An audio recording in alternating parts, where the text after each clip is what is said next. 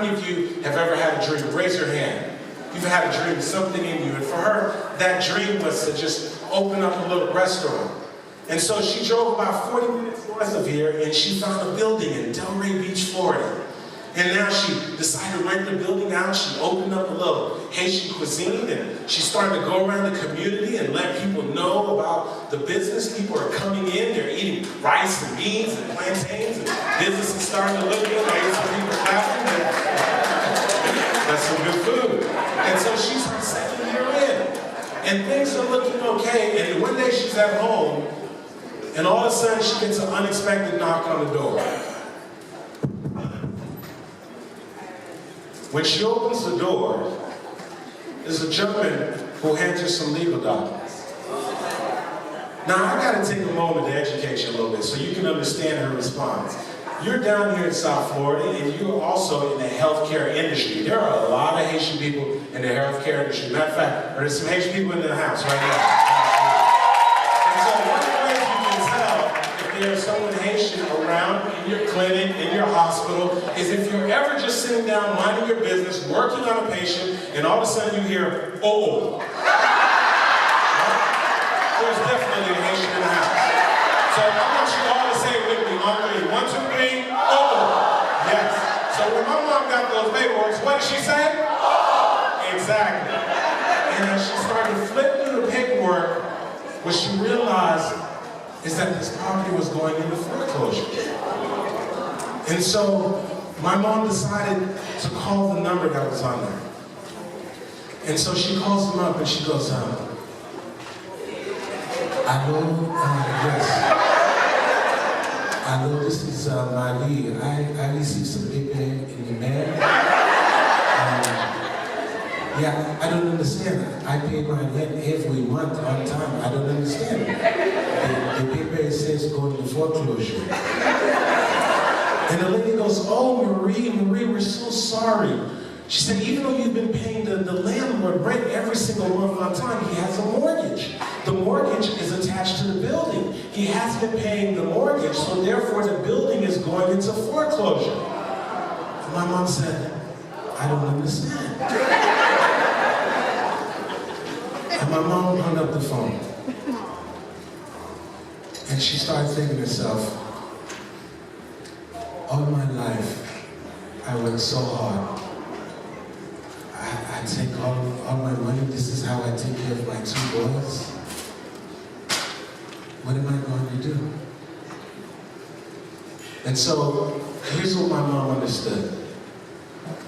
She understood that in spite of the circumstances, in spite of the uncertainty, in spite of whatever challenges you may be facing, that at a minimum, the least you can do is just show up. And so my mom said to herself, she said, listen, this is what I'm going to do. I'm going to drive up to Dove, I'm going to drive up to Palm Beach County, I'm going to go to this foreclosure sale, I'm going to see whatever bigwig real estate investor buys this property, and I'm going to see if they're going to allow me to stay and continue to rent the property. I'll continue to pay them rent, I'll give them more money, whatever they want. And so my mom gets in her car. About 2 weeks later, she drives up to the Palm Beach County. And when she gets up there, she's expecting to see a room that's maybe full of investors like this. But to her surprise, when she gets there, there's only 2 people who are in the room. There's one person who's the representative from the bank, and the other person who's the auctioneer. And before my mom could really make sense of exactly what was going on, the auctioneer gets to the podium, and he goes, ladies and gentlemen, we're going to start the bidding process on 540 West Atlantic Avenue. If you're here to bid on the property, please raise your hands. The representative raised their hand. And my mom, who has no idea what's going on, she decides to raise her hand. The auctioneer looks and says, very well, we're going to do a bidding process for 540 West Atlantic Avenue. We're going to start the bid at $30,000. We're going to get $30,000. The representatives from the bank is standing over here. The representative raises her hand. $30,000. My mom over here, out of nowhere, says, $35,000. The other representative goes, $36,000. My mom, come collect, $37,000. The other person goes, 38,000. My mom, same way. 39,000. This goes on and on and on. Finally, they get to 70,000. Bank representative says 70,000. Raise your hand. My mom, right over here, calm, collect. 71,000. Bank representative, raise your hand. 73,000. My mom, calm, collect. 74,000. Bank representative, 75,000. My mom, still calm and collect. 75,000. Finally, here's what happens. The bank representative started to think my mom's crazy. And so she goes, I gotta see what this woman's gonna do. She says, 76,000.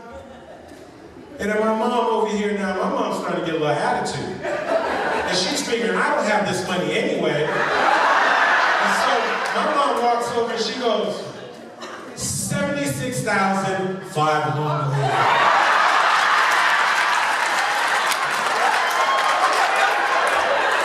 The auctioneer now is waiting for the next bid. And nobody says anything. The representative from the bank looks down at her clipboard, puts it down. The auctioneer, not hearing anything. He says 76,500 going once. 76,500 going twice. 76,500 sold to the woman who was willing to show up. To the woman who was willing to show up in spite of the circumstances. To the woman who was willing to show up even though English wasn't her first language. At that time, they gave you 30 days to come up with the money. My mom had the 15%. She didn't have the rest of the money. She called up every family member, every friend. She was 3 days away. She was still short $30,000. The phone rang. She got a call from her friend Yvonne. Yvonne said, Marie, for the past 10 years, me and my husband, we've saved up $30,000. And we know that you are willing to show up. And so without any contracts, without any paperwork, we want to lend you this money. My mom would take that money, get the cashier's checks, and in 3 days she would go down to Palm Beach County. And that day she went from being the tenant to being the landlord.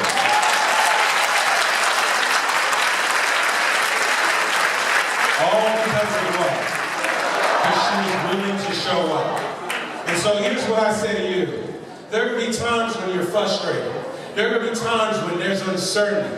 There's going to be times when you don't know if it's even worth it for you to get up out of your bed. There are going to be times when you're going through your own issues at home, your own frustration, your own physical ailments. There are going to be times when you just don't feel like getting up out of bed. But you've still got to show up because that's what's required in order for you to deliver quality health care. That's what's required in order for you to ensure that you don't let your team and your staff down. That's what's required in order for you to wear the mask. And let us all say together, show up for your life. Show up for your life. Show up for your life, ladies and gentlemen.